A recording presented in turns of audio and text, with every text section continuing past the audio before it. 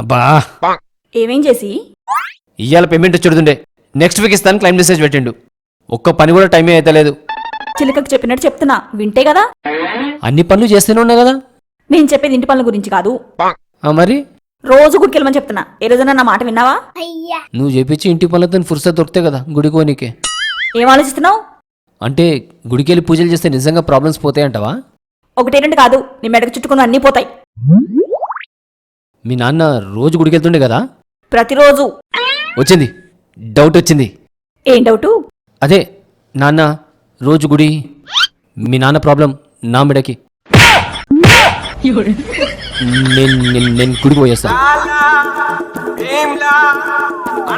ఈరోజు పంచి మన అకౌంట్లో పడ్డది కదా.